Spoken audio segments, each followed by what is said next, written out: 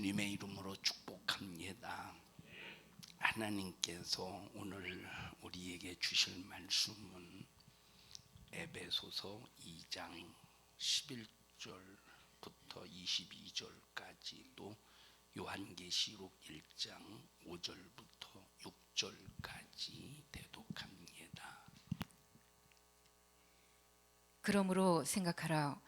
너희는 그때의 육체로 이방인이요 손으로 육체에 행한 할례당이라 칭하는 자들에게 무할례당이라 칭함을 받는 자들이라. 그때에 너희는 그리스도 밖에 있었고 이스라엘 나라 밖에 사람이라. 약속의 언약들에 대하여 외인이요 세상에서 소망이 없고 하나님도 없는 자이더니 이제는 전에 멀리 있던 너희가 그리스도 예수 안에서 그리스도의 피로 가까워졌느니라. 그는 우리의 화평이신지라. 돌로 하나를 만드사 중간에 막힌 담을 하시고 원수된 것 곧 의문에 속한 계명의 율법을 자기 육체로 폐하셨으니 이는 이 둘로 자기 안에서 한 세 사람을 지어 화평하게 하시고 또 십자가로 이 둘을 한 몸으로 하나님과 화목하게 하려 하심이라. 원수된 것을 십자가로 소멸하시고 또 오셔서 먼데 있는 너희에게 평안을 전하고 가까운 데 있는 자들에게 평안을 전하셨으니 이는 저로 말미암아 우리 둘이 한 성령 안에서 아버지께 나아감을 얻게 하려 하심이라. 그러므로 이제부터 너희가 외인도 아니요 손도 아니요 오직 성도들과 동일한 시민이요 하나님의 권속이라. 너희는 사도들과 선지자들의 터 위에 세우심을 입은 자라. 그리스도 예수께서 친히 모퉁이 돌이 되셨느니라. 그의 안에서 건물마다 서로 연결하여 주 안에서 성전이 되어가고 너희도 성령 안에서 하나님의 거하실 처소가 되기 위하여 예수 안에서 함께 지어져 가느니라. 또 충성된 증인으로 죽은 자들 가운데서 먼저 나시고 땅의 임금들의 머리가 되신 예수 그리스도로 말미암아 은혜와 평강이 너희에게 있기를 원하노라. 우리를 사랑하사 그의 피로 우리 죄에서 우리를 해방하시고 그 아버지 하나님을 위하여 우리를 나라와 제사장으로 삼으신 그에게 영광과 능력이 세세토록 있기를 원하노라. 아멘. 아멘. 주님의 이름으로 축복합니다. 오늘 여러분과 함께 말씀을 나눌 것은 성경은 피에 관한 주제가 흐르고 있다 하는 이 말씀으로 함께 은혜를 나눌 때 나와 여러분들이 신앙생활하면서 절대 잊어버리지 말아야 될 것 예수 그리스도의 십자가의 피의 은혜입니다. 우리가 신앙생활하면서 혹시 내 이름을 잊어버리고 나이는 잊어버릴지라도 절대 예수님이 날 위해 피 흘려 죽으신 십자가의 피의 공로만큼은 절대 잊어버리면 안 된다 하는 것을 여러분의 확실한 믿음으로 삼을 수 있기를 바랍니다. 자, 창세기에서부터 요한계시록에 이르기까지 흐르고 있는 이것이 바로 뭐냐? 피가 흘러가고 있습니다. 왜 피가 흘러가느냐라고 할 때 이 피는 성경에 보니까 생명이다 이렇게 말했어요. 자, 다시 말하면 이 피의 기능이 뭐냐? 피의 기능은 생명의 기능입니다. 피의 기능이 뭐예요? 생명의 기능이야. 여러분, 혈액을 어디서 만들지? 우리 몸의 혈액을 어디서 만듭니까? 보통 골수에서 만든다 이렇게 말해요. 피는 골수에서 생산이 됩니다. 근데 골수에서만 생산이 되는 것이 아니라 이 피가 골수에서 생산되는 일에 정말로 중요하게 역할이 되는 것이 뭐냐면 사람 몸속에 있는 세포입니다. 만약에 인간 몸속에 있는 세포의 기능이 제대로 기능이 되지 않으면 골수에서 피를 제대로 생산해낼 수가 없습니다. 자, 우리 몸에 있는 침, 이것도 하나의 세포로 구성되어 있죠. 그러니까 위산 그냥 우리 몸의 모든 이런 것들이 이제 골수에서 피를 생산해내는 일에 정말로 중요한 기능을 하고 있습니다. 자, 그런데 보십시다.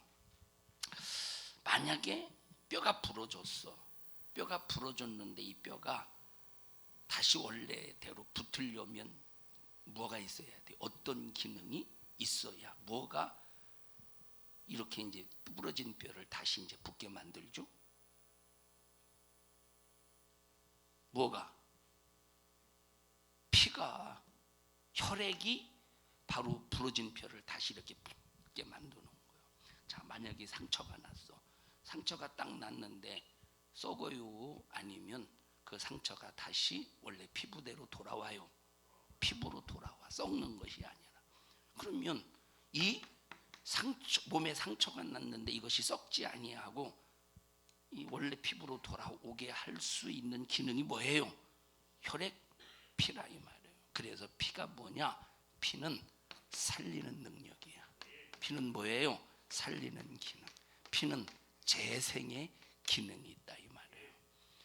그래서 우리 몸속에 어떤 피가 흐르느냐 대단히 중요합니다.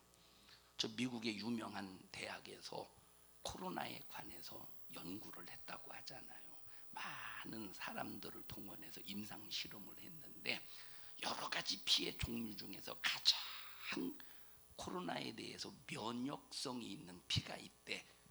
들어보셨어요? 그게 O형이래. O형은 면역성이 다른 피보다 강하대. 나 O형이에요.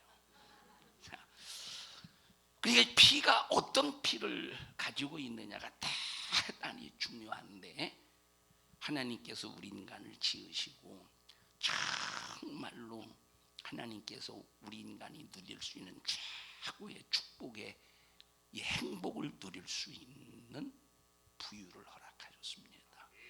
하나님이 주신 행복, 하나님이 주시는 이 축복을 누리려면 하나님이 만드신 그대로 보존해야 돼. 하나님이 만드신 그 기능 그대로 보존받아야 돼. 그런데 인간이 죄를 범함으로 하나님이 만드신 그 기능이 완전히 파괴당했다 이 말이에요. 그 순간 인간의 몸속에서 흐르는 피는 자 죽은 피가 되는 거야. 그럼 죽은 피는 내 육체가 상처가 나고 뼈가 부러지면 그 육체의 피는 이 부러진 뼈를 다시 이제 붙게 하고 상처난 피부를 다시 재생시켜서 이제 피부로 돌아오게 하는 기능은 될 수 있지만 내 영혼을 살리는 전혀 기능은 없다 이 말이에요. 죽은 죄값으로 인해서 죽은 피는 내 영혼을 살리는 기능이 전혀 없는 거야. 그러면 다시 내 영혼을 살리려면 또 다른 피가 수혈이 되어야 돼. 그 피가 어떤 피냐? 살아있는 피. 우리 인간이 죄를 범하는 순간 우리 몸속에는 죽은 피가 흐른다 이 말이에요. 자, 우리 몸속에 만약에 짐승의 피를 수혈해봐요. 살겠어? 우리 몸속에 짐승의 피를 수혈하면 살겠어? 절대 살 수 없어. 맞지 않는다 이 말이에요. 자, 우리 인간의 몸에 죽어가는 사람에게 다른 사람의 피를 수혈한다고 해보십시다. 수혈한다고 해봐. 혹시 육체는 목숨이 연장받을 수 있지만 영혼은 절대 살 수가 없어.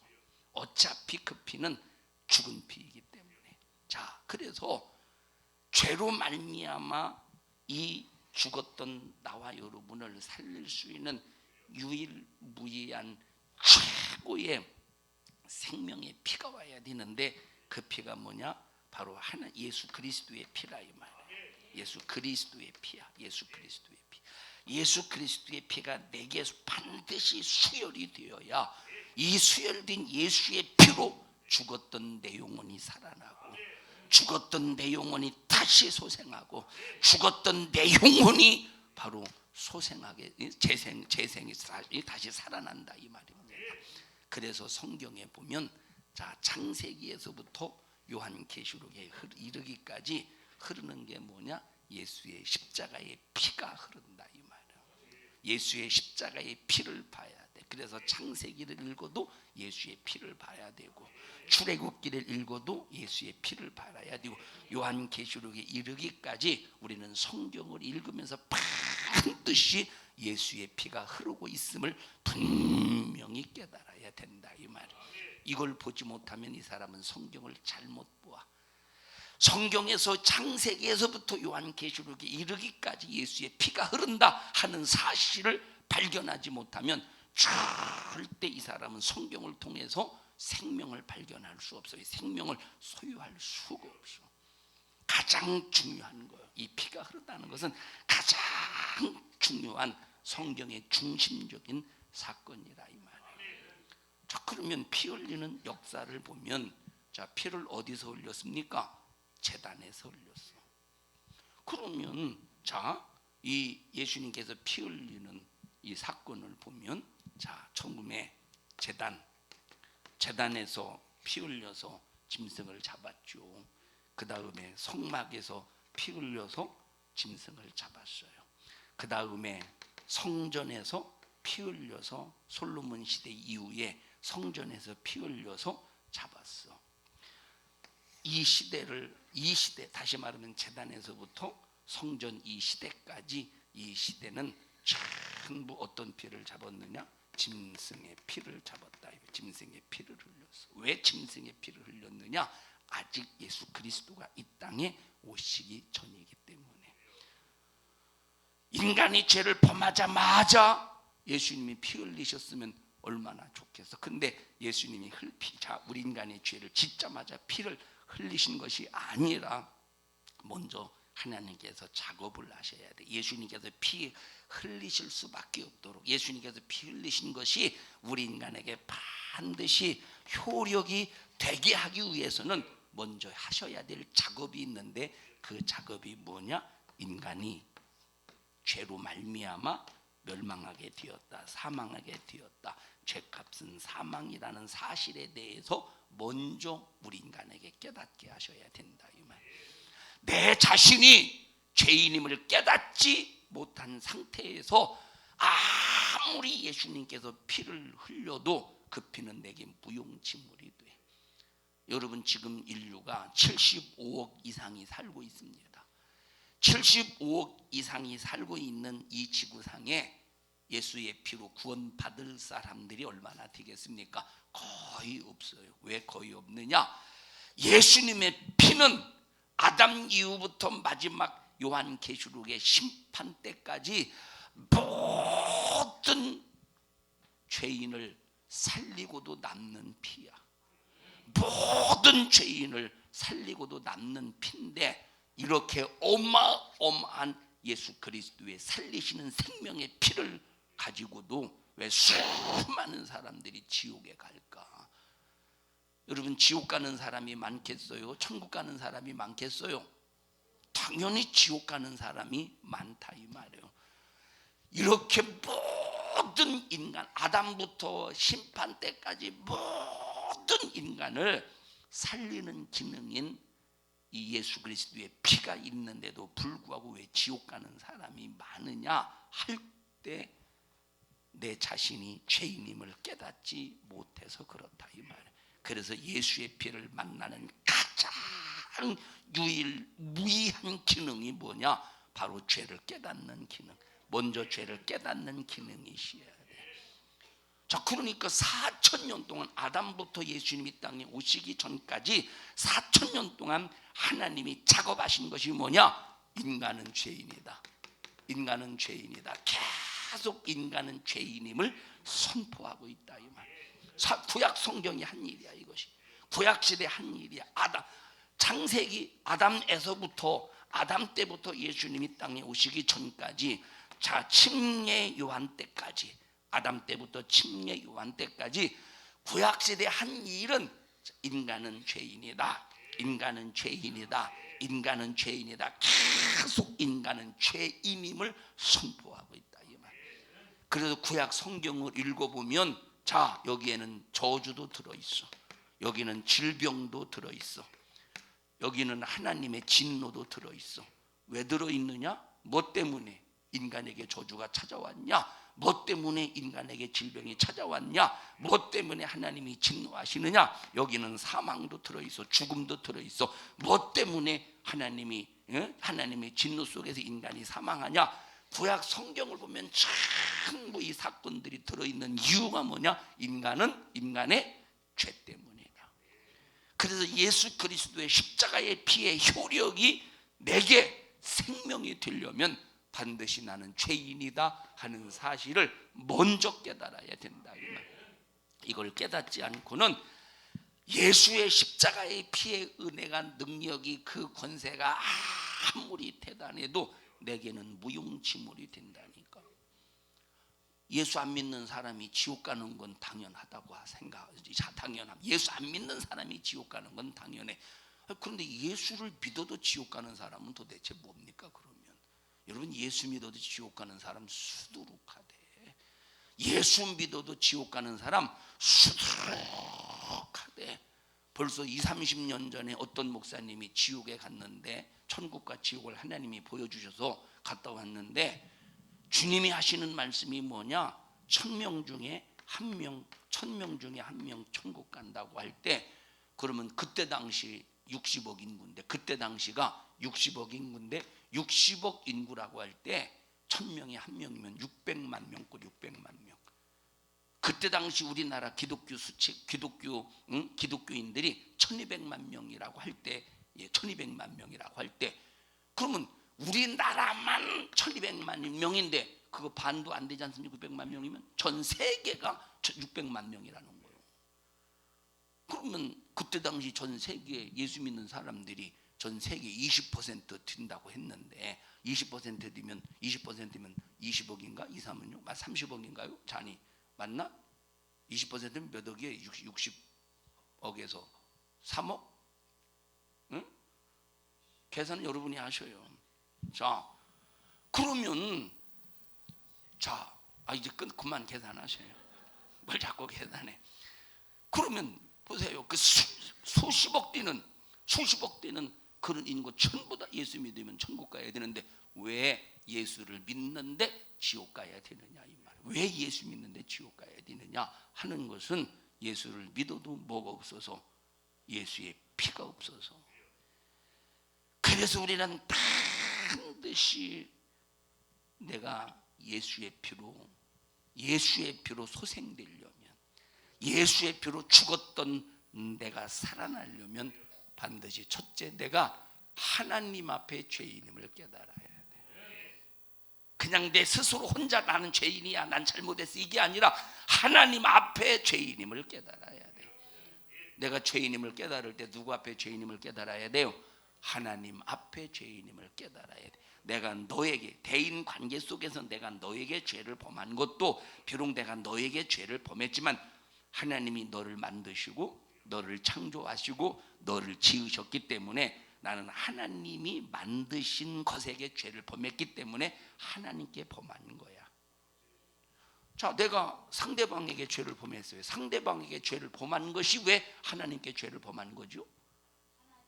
하나님이 만드셨고, 하나님이 조성하셨고, 하나님이 생명을, 목숨을 주셨기 때문에 이건 누구 것이냐? 하나님의 것이라, 이 말이에요.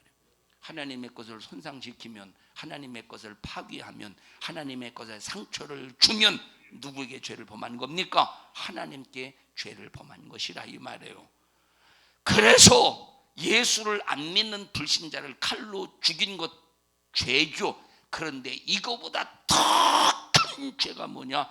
예수의 피로 구원받은 형제를 실족시켜서 지옥 보내는, 이것이 더 큰 영혼의 살인죄예요. 영혼의 살인죄. 왜? 하나님의 것을 손상시켰다, 이 말이에요. 그래서 우리는, 모든 인간은 누구 앞에 죄인이냐? 하나님 앞에 죄인임을 깨달아야 돼. 우리 누구 앞에 죄인이에요? 하나님 앞에 죄인이에요. 내가 네 앞에 죄인이다, 내가 참 너에게 죄졌다, 너에게 잘못했다 하기 이전에 나는 하나님 앞에 죄인이다. 나는 하나님 앞에 죄인이다. 그러면 내가 하나님 앞에 죄인이라고 할 때, 내가 죄의 내용을 알지 못하고, 내가 죄의 항목을 알지 못하고, 내가 정말로 내 마음속에, 내 심중에 죄인임을 진실로 깨닫지 못한 상태에서 국어책을 읊어대듯이 나는 죄인이요, 그렇게 한다고 해서 내가 예수의 피의 공로를 입는 것이 아니라, 마음으로 깨달아야 돼. 그래서 마음으로 믿어, 마음으로 깨달아, 마음으로 믿어, 마음으로 깨달아.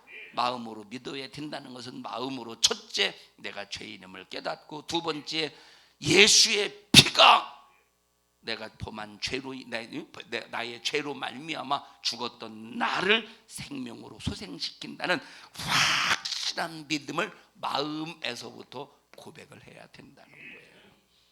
피를 망각한 어떤 신앙생활도 하나님은 절대 받지 않으십니다. 왜? 피는 나를 소생시키는 거야. 죽었던 인격을 소생시켜, 죽었던 내 영혼의 생명을 소생시켜. 그래서 우리는 신앙생활하면서 예배를 드리면서 찬송을 하면서 절대 예수의 피만은 절대 잊어버리면 안 돼요. 여러분, 우리가 내가 죄인이라는 사실을 잊어버리는 순간 아무리 예수님을 잘 믿어도 나는 하나님 앞에 죄인이라는 사실을 잊어버리면 교만하게 돼. 하나님 앞에 죄인이라는 사실을 잊어버리면 교만하게 된다니까. 그러면 교만할 때 어떻게 됩니까? 선줄로 생각한 자는 넘어질까 봐 조심하라고 그랬어. 다시 말하면 교만은 예수의 피로 내가 바로 섰다 이 말이에요.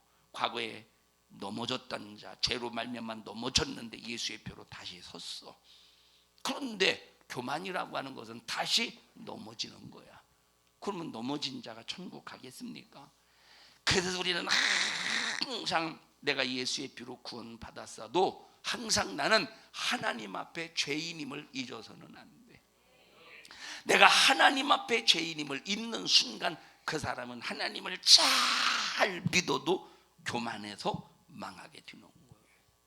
하나님 앞에 죄인, 하나님 앞에 죄인, 하나님 앞에 죄인이지만 예수님이 나를 위해 피 흘려 주시고 죽으시고 이 십자가의 피로 내 영혼은 다시 살아났다, 내 영혼은 다시 생명을 얻었다 라고 하는 이 믿음의 고백 속에 하나님 앞에 진실한 감사가 나온다 이 말이에요. 죄인임을 잊어버려봐. 내가 하나님 앞에 죄인임을 잊어버려봐. 예수 그리스도의 십자가의 피의 공로를 잊고도 전혀 하나님 앞에 감사가 나올 수가 없지. 감사 찬양이 나올 수가 없다니까. 그래서 우리는 신앙생활하면서 첫째, 나는 하나님 앞에 누구다? 나는 하나님 앞에 죄인이다. 누구 앞에? 하나님 앞에 나는 죄인이다. 잊어버리지 말라 이 말이에요. 나는 죄인으로서 예수의 십자가의 피의 공로로, 나는 죄인으로서 예수의 십자가의 피의 공로로 생명을 얻었다. 두 번째, 잊어버리면 안 돼. 세 번째, 그러므로 나는 하나님의 은혜 앞에 나는 감사할 수밖에 없다. 하나님 앞에 하나님을 향한 감사를 잊어버리면 안 돼. 그러면 말로만 감사합니까? 감사의 표현으로 하나님 앞에 충성하고, 감사의 표현으로 하나님 앞에 예배하고, 감사의 표현으로 하나님 앞에 예물을 드리고, 감사의 표현으로 하나님 앞에 나를 드리는 거예요. 2000년 전에는 하나님이 나를 위해서 제물이 되셨지만 이제는 내가 하나님 앞에, 예수님 앞에 내가 제물이 되는 거야. 내가 제물이 돼. 그럼 2000년 전에는 예수님이 나를 위해 제물이 되셔서 나를 살리셨지만 이제는 내가 하나님 앞에 제물이 되어서 이웃을 살리는 자가 되어야 돼. 우리의 신앙생활의 공식이라 이 말이에요. 다 같이 첫째, 뭘 잊어버리지 마라? 하나님 앞에 나는 죄인임을 잊어버리지 말자. 다 같이 뭘 잊어버리지 말자? 하나님 앞에 나는 죄인임을 잊어버리지 말자. 박순덕 집사님 따라서 하셔요. 나는 하나님 앞에 죄인임을 잊어버리지 말자. 아멘하요 여러분은? 나는 하나님 앞에 죄인임을 잊어버리지 말자. 두 번째, 뭘 잊어버리지 말자? 예수님의 십자가의 피의 공로로 나는 생명을 얻었다 이 말. 나는 생명을 얻었다 이 말. 두 번째, 나는 그러므로 하나님 앞에 감사해야 된다. 이 감사의 고백으로 하나님 앞에 예배드리고, 하나님 앞에 충성하고, 하나님 앞에 예물을 드리고, 하나님 앞에 내 자신을 드리는 거야. 하나님 앞에 내 자신을 드려서 하나님 앞에 내가 제물이 되어 내가 제물됨으로 이웃을 살리는 복음 증거가 나를 통해서 이루어지는 이것이 우리의 신앙 생활의 가장 기본이고 가장 중심이고 우리 신앙생활의 기본 틀이라 이 말이에요. 이거 잊어버리면 아무리 찬양을 우렁차게 불러도 하나님은 받지 않으셔요. 여러분 오늘날 어떤 교회들은 자 성도들이 고민해 괴로워 힘들어 막 더군다나 코로나 시국에 얼마나 힘듭니까? 물질로도 힘들고 이 코로나 시국에 참 조금만 안 건드려도 승질 낸다잖아요. 조금만 지난번에 선거할 때 보니까 저는 뒷줄에 서 있었습니다. 뒷줄에 서 있었는데 앞에서 막 시끄러운 소리가 나 여자 목소리가 시끄러운 소리가 막 나 떠드는 소리가 나중에 왜 시끄러운 소리가 왜 났는가 봤더니 코로나 시국인데 왜 문도 안 열어놓고 빽빽한 밀폐 공간에서 왜 선거를 하게 하느냐 이 말이에요. 그 여자에게는 다 건수요 건수 성질낼 건수야. 내가 볼 때는 성질낼 건수가 아니오. 근데 그 여자가 볼 때는 무슨 건수야? 성질낼 건수 혈기낼 건수야. 그러면 그 여자만 그러겠어? 그 여자만 그러겠느냐 이 말이에요. 그 여자만 오늘날 조금만 건드리고 자기하고 안 맞으면 얼마나 성질을 내고 혈기를 부리고 대단합니다. 막 성질을 낸다니까 성질을 응? 여러분 그러니까 지금 이런 시국에 얼마나 사람들이 성질이 차고 혈기가 가득 차고 분함이 가득 차 있는 상태 속에서 살고 있습니까? 그러니까 예수 믿는 사람은 성질을 안 내도 세상에서 직장 생활 하다 보면 사회생활 하다 보면 그런 성질 차 있는 사람을 만날 거 아니에요. 그럼 성질 차 있는 사람 만나서 얘기하다 보면 괜히 나도 성질이 나고 화도 나고 그러지 않겠습니까? 그러니까 얼마나 힘들겠어. 그러면 또 이제 교회 와서 이제 위로를 받아야지. 위로를. 하나님은 여러분을 사랑하십니다. 하나님의 사랑으로 위로 받으세요. 하나님의 사랑으로 위로 받으세요. 주여 나는 오늘 한 주간 동안 이런 놈에게 이렇게 상처받고 저런 놈에게 이런 상처를 받았습니다. 주여 주님만이 위로자이십니다. 주여 내 마음을 위로해 주세요. 할렐루야 할렐루야. 하나님이 자기 상처받은 마음에 위로해주는 이 위로해줬다는 이것 때문에 감정의 눈물 감격의 눈물 흘려. 그런데 그게 은혜인 줄 알죠? 그게 은혜인 줄 알지? 여러분 기초가 틀렸어. 기본이 틀렸어. 골격이 틀렸어. 그러면 보세요. 자 오늘날 설교의 어떤 설교 패턴은 그런 패턴이라니까.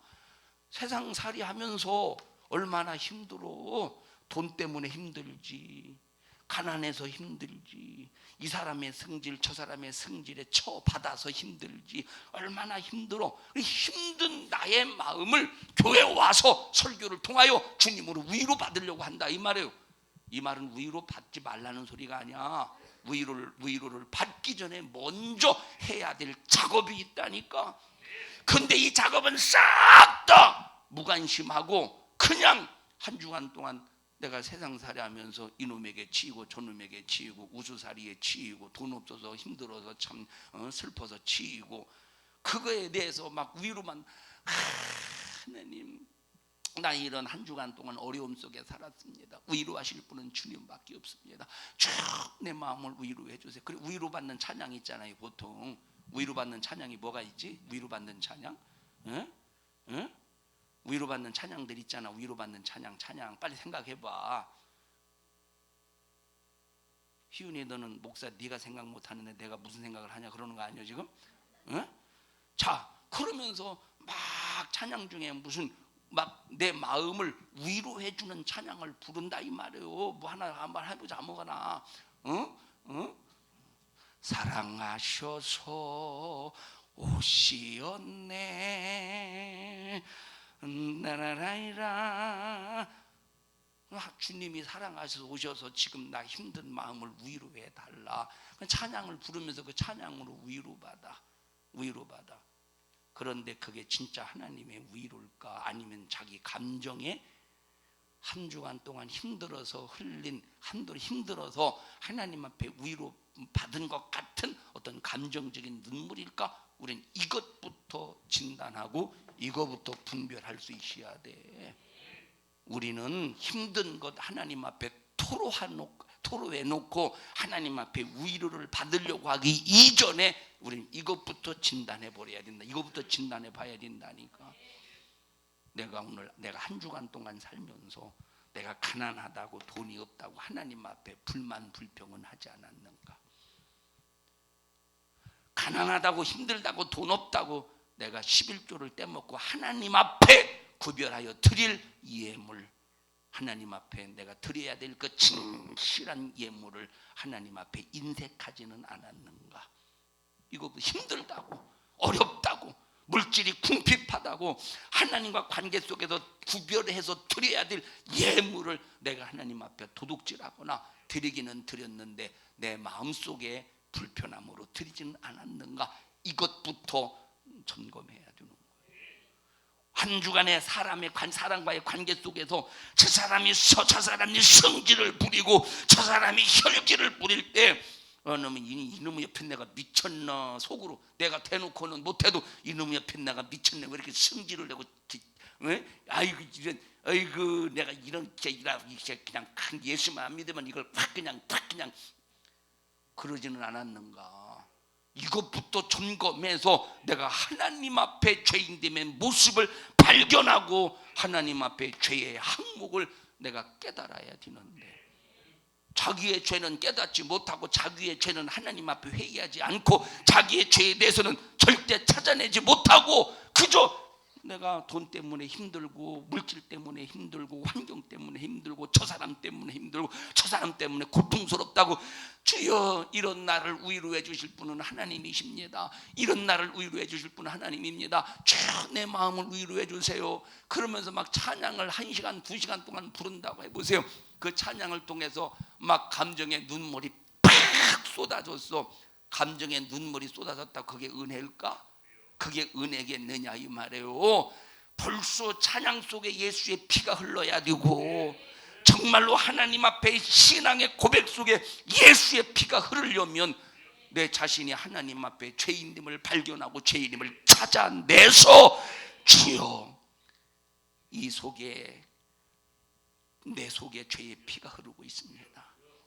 인색함의 죄 하나님 앞에 구별된 것을 온전히 구별하여 드리지 못한 죄 정말로 내게 성질을 부리고 혈기를 부린 사람을 향해서 긍휼히 여기지 못하고 사랑하지 못한 그 죄 그를 위해서 기도하지 못한 이런 죄 하나님 나는 이렇게 정말로 죄 앞에 무너질 수밖에 없는 나는 죄를 항거하여 이길 능력이 전혀 없는 나는 죄입니다.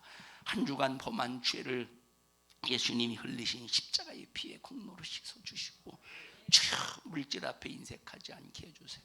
하나님 앞에 물질로 인색하지 않게 해주시고 하나님 앞에 정말로 내 속에 혈기 성질 이런 것 따위 때문에 죄를 범하지 않도록 주님 나를 다스릴 수 있는 힘을 주시옵소서. 주여 용서해 주세요. 예수의 피로 내 죄를 씻어주시고 예수의 피로 내 죄를 도말하여 주시옵소서. 나는 이렇게 나는 이렇게 죄인으로서 멸망할 수밖에 없지만 예수의 십자가의 피의 공로로 내 죄를 사해 주심을 감사합니다 할 때 여기서 찾아오는 것이 평강이야. 여기서 찾아오는 것이 진실한 안식이야. 여기서 찾아오는 것이 참된 평안이라 이 말이에요. 그때 나오는 것이 감사의 고백이 나오는 거야. 이게 진짜 찬양이지. 이렇게 이 속에서 나올 때 감사의 고백으로 찬양이 나와 보십시오. 그게 진짜 위로지. 그런 이런 과정의 위로는 이런 과정의 위로가 없이 그저 그냥 이런 과정도 없이 그냥 하나님이 우리를 위로해 주십니다.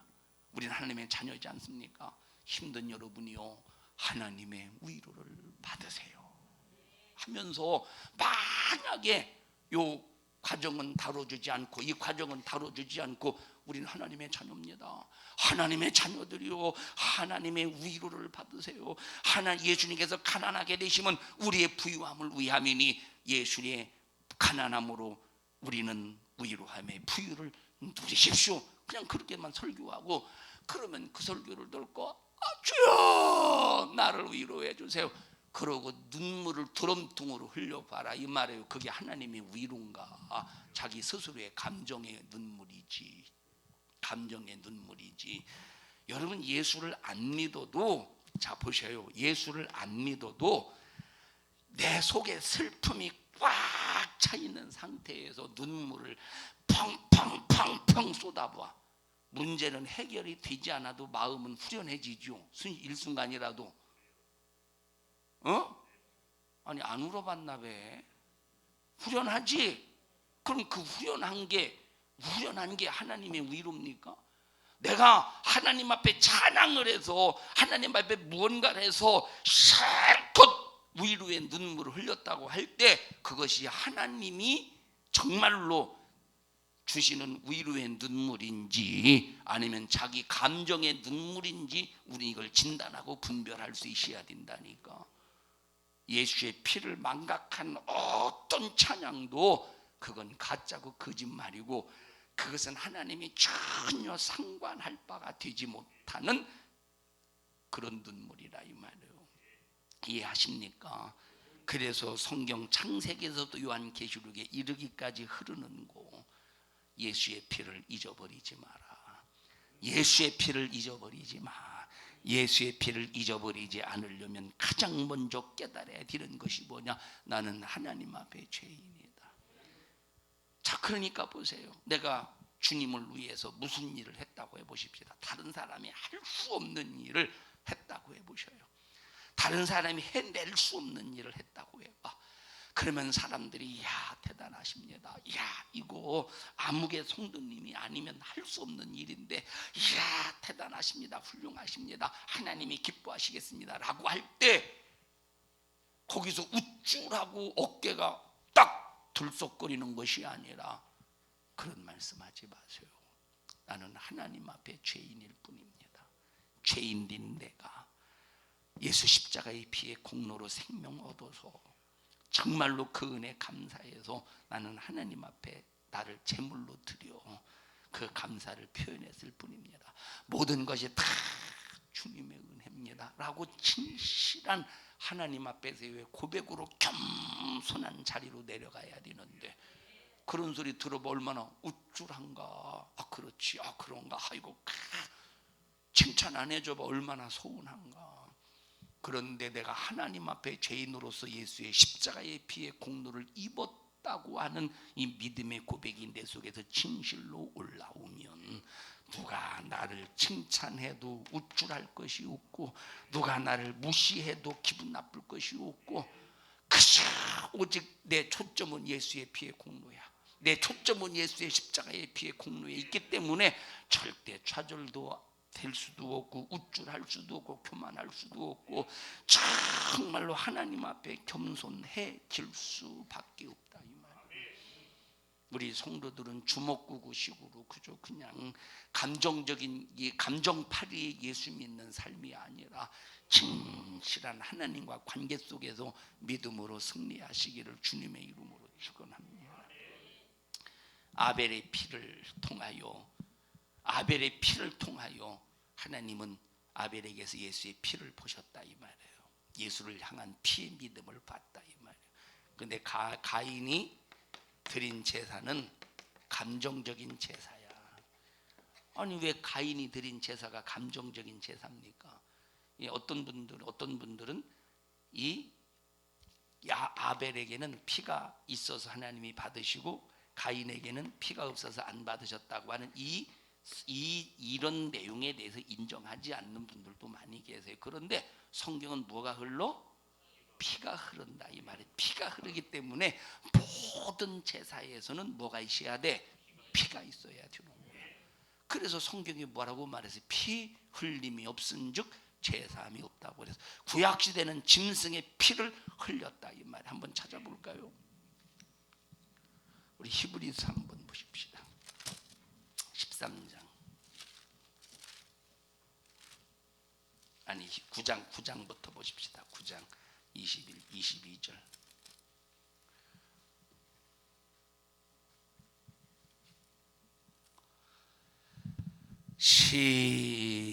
시작. 율법을 좇아 거의 모든 물건이 피로써 정결케 되나니 피 흘림이 없은즉 사함이 없느니라. 뭘로써 정결케 된대? 자, 피로써 정결하게 된대. 그러므로 피 흘림이 없은즉 사함이 없다는 거야. 13장 보십시다.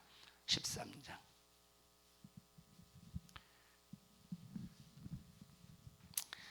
시작. 우리 13장 10절 시작. 우리에게 제단이 있는데 그 위에 있는 제물은 장막에서 섬기는 자들이 이 제단에서 먹을 권한이 없나니. 왜 권한이 없느냐? 자, 제단 위에 있는 그 짐승은, 육체는 우리 그 제사장들이 먹는 게 아니라 하나님 앞에 불살라서 올려야 된다는 거야. 그래서 먹을 권한이 없다 이 말입니다. 11절 시작. 이는 죄를 위한 짐승의 피는 대제사장이 가지고 어디로 들어가고? 성소에 들어가고 그 육체는 먹는 것이 아니라 어떻게 하는 거래요? 먹는 것이 아니라 영문 밖에서 불사름이 되리라. 자, 여기 구약시대는 짐승의 피야. 구약시대는 짐승의 피로 그들이 하나님 앞에 죄를 용서받았다 이 말이에요. 구약시대는 짐승의 피로 하나님 앞에 용서받아서 그래서 대제사장은 이스라엘 백성들을 대표로 해서 짐승의 피를 가지고 어디로 들어간대? 성소로 들어간대. 그리고 육체는 영문 밖에서 어떻게 한대? 불살라 버린대. 자, 그런데 보십시다. 그 이후에 그런데 12절 시작. 그러므로 예수도 자기 피로써 백성을 거룩게 하려고 성문 밖에서 고난을 받으셨느니라. 자기 피로 백성을 거룩하게 하려고 성문 밖에서 고난을 받으셨느니라. 예수님이 땅에 오시기 전에는 짐승의 피를 흘렸다 이 말이에요. 그럼 짐승의 피를 흘리는 이유가 뭐지? 이 사람들이 짐승의 피를 흘렸다고 구원 받았어 못 받았어? 구원을 못 받았어. 이들이 짐승의 피를 흘리는 이유가 뭐냐? 짐승의 피를 흘리는 이유는 그 이유가 뭐냐? 인간은 뭐이다? 인간은 죄인임을 깨닫게 하기 위해서 짐승의 피를 흘렸다 이 말이에요. 만약에 짐승의 피를 흘리는 순간에 죄를 완전히 사함을 받았다면 인간은 죄인임을 깨닫는 게 아니라 인간은 구원 받았음이 드러나겠죠. 부각이 되겠지. 그런데 짐승의 피를 흘리고도 구원을 받지 못하기 때문에 이 사람들은 인간은 죄인임을 깨닫게 하는 일에 짐승의 피를 흘린다 이 말이에요. 근데 우리는 예수의 피를 믿는 이유가 뭡니까? 예수의 피를 믿는 이유는 죄인된 내가 구원받았다. 죄에서 자유하다. 나는 죄에서 자유하다. 나의 죄는 더 이상 나를 사망으로 끌고 가지 않는다 하는 믿음의 신령한 자유를 아주 인친 거야. 아주 증거하는 거야. 그러니까 보세요. 구약시대는 전부 짐승의 율법을 통해서도 짐승의 피를 통해서 나는 인간은 죄인이다. 모든 인간은 죄인이다. 인간은 죄인이다 하는 것을 깨닫게 하는 거야. 이 사람들은 깨닫기만 했지 구원 받았어? 깨닫기만 했지 구원 받았어요? 우리 인간은 죄를 깨닫고 예수의 피로 구원받고 구원받았으니 감사가 넘쳐나고. 아니 구약시대에 짐승의 피로 구원받지 못한 상태에서 죄인임을 깨닫는 그것만 가지고도 하나님 앞에 감사하라고 명령을 받았거든. 맞죠? 하물며 우리는 구원을 받고 생명을 얻고 천국이 이루어졌다면 얼마나 그들보다 더 큰 감사가 이루어져야 되겠습니까? 우리 성도들이여, 신앙생활의 본질을 절대 잊어버리지 마세요. 이거 잊어버리면, 이것이 우리 신앙생활의 기초가 되지 못하면, 이것이 우리 신앙생활의 틀이 되지 못하면 그 사람 아무리 열심히 해도 눈물을 드럼통으로 흘려도 하나님이 보실 때는 너는 감정적인 눈물이지 믿음의 눈물은 아니라 이 말이야. 믿음이 뭐냐? 나는 죄인이요, 예수의 피의 공로로 나는 죄를 해결받아 생명을 얻었어요. 그 은혜 나는 감사해서 감사의 고백으로 예배하고 주님을 높이고 찬양하고 충성하고, 그리고 내가 산 재물이 되어서 내가 재물이 되어서 나는 영혼 살리는 일에 최선을 다하겠다고 하는 이 믿음의 행위가 내 삶 속에서 이루어지는 이것이 우리 신앙의 기본 틀이 되어야 된다는 거. 이것이 기본 틀이 되지 않으면 하나님이 절대 안 받으신대. 짐승의 피는 하나님과 이스라엘 백성들과의 관계만 이루었어요. 짐승의 피는 하나님과 이스라엘만 관계를 맺게 해서. 그런데 예수의 피는 이스라엘 백성과 하나님과만 관계를 맺게 하는 것이 아니라 예수의 피는 우리 할례를 받지 않은 우리 이방인에게도 예수의 피를 통해서 구원에 이르게 했다고 오늘 에베소서 2장의 본문에 말씀하고 있지 않습니까? 읽어보십시다. 에베소서 2장에 11절부터 읽어보십시다. 시작. 그러므로 생각하라. 너희는 그때의 육체로 이방인이요 손으로 육체에 행한 할례당이라 칭하는 자들에게 무할례당이라 칭함을 받는 자들이라. 그때 너희는 그리스도 밖에 있었고 이스라엘 나라 밖에 사람이라. 약속의 언약들에 대하여 외인이요 세상에서 소망이 전혀 없고 하나님도 없는 자이었다. 이 말에 우리는 과거에 이건 에베소 교회 성도들에게만 해당되는 것이 아니라 오늘날 우리에게도 해당되는 내용이야. 우리는 이방인으로서 할례당들에게 무할례당이라고 무시를 당하고 짐승처럼 취급을 당했다 이 말이에요. 이스라엘 사람들은 이방인들을 짐승 취급했어요. 짐승 취급했어.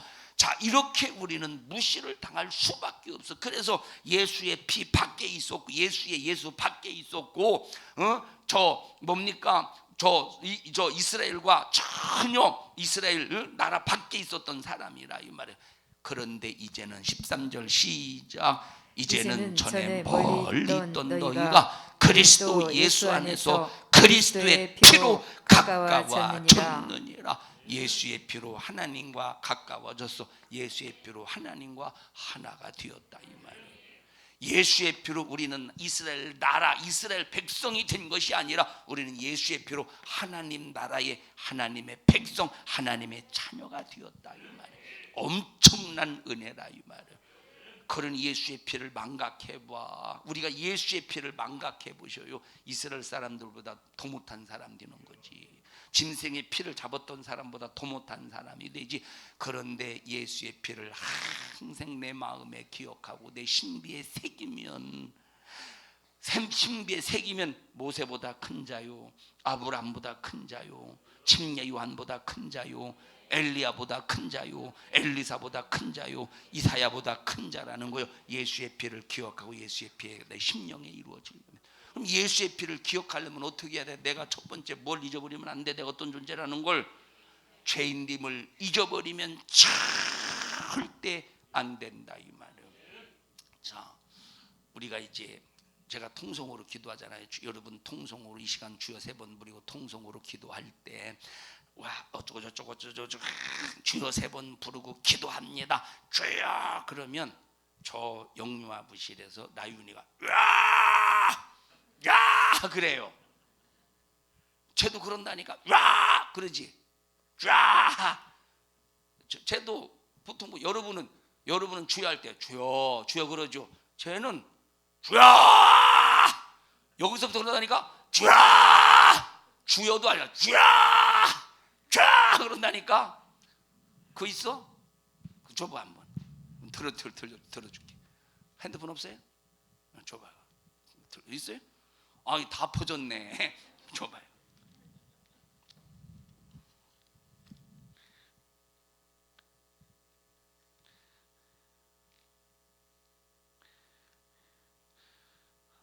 (3박 4일) 휴가부 줘야 되겠네. 3박 4일 걸리겠네.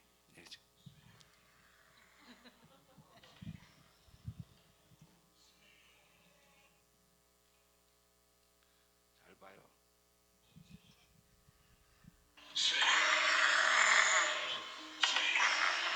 주여 하지. 들었어? 자, 이 얘기를 왜 하려고 하느냐. 잘 들어보시. 이 얘기를 왜 하려고 하나 봐. 자, 우리도 주여 해. 라윤이도 주여 했어. 그러면 라윤이가 주여 할 때 나는 죄인입니다 라는 이 자기 자신을 깨닫고 고백 속에서 예수의 피를 움켜쥐고 주여라고 했을까? 아니라 이 말이에요. 목사님이 마이크, 얘는 무대 체질을 보면 무대를 되게 좋아해요. 아마 목사님이 마이크 잡고 무대에서 왔다 갔다 하는 게 되게 좋아 보이나 봐.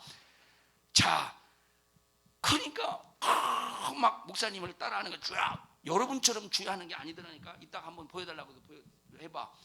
여러분처럼 주야하는 게 아니오. 주야, 주야. 아주 그냥 배에서 막 속에서 소리 내려고 한다니까. 주야. 그러면 자기가 나는 죄인임을 고백하고 예수의 십자가의 피의 공로 속에서 고백한 것이냐 이 말이에요. 아니라니까. 그래서 교육을 통해서, 라윤의 교육을 통해서 우리가 왜 주여를 해야 되느냐. 우리 인간은 죄인이고 예수의 피로 구원받을 수밖에 없는 우리이기 때문에 나를 예수의 피로 구원시켜 주심을 감사해서 하나님을 찾는 그 부름 속에서 주여라고 부르는 것이다. 나중에 이런 교육을 통해서 계속 교육해줘서 깨닫고, 나중에는 지금은 그냥 목사님이 주여니까 얘는 벌써 알아. 본능적으로 주여 주여 3번 부르고 통성으로 기도합니다 하면 주여 부를 때가 됐구나 하고 지가 부르는 거예요. 지금 쟤는 본능적으로 안다니까. 지금은 그렇게 부르지만 교육을 통해서, 가르침을 통해서 믿음이 들어가면 그때는 이 기본적인 틀을 가지고 주여라고 부를 때 그 속에 예수의 피가 강물을 이루고 예수의 피가 충만하게 흐르지 않겠느냐 이 말이에요. 여러분들이 주여라고 부를 때 그냥 전혀 상관없이 불러봐. 예수의 피와 나는 죄인입니다. 하나님 앞 예수의 십자가의 피의 공로 안에서 구원받았음을 감사합니다. 이런 고백 없이 불러봐. 아무 의미 없지. 그래서 우리가 주여라고 부를 때는 이 기본의 틀, 그러니 이런 기본의 틀 속에서 주여라고 부를 때 얼마나 애절하게 불러지겠어. 얼마나 진실하게 불러지겠어. 얼마나 애절하고 진실하게 불러지겠느냐 이 말이에요. 우리 절대 예수의 십자가의 피의 공로 망각하지 말자 이 말.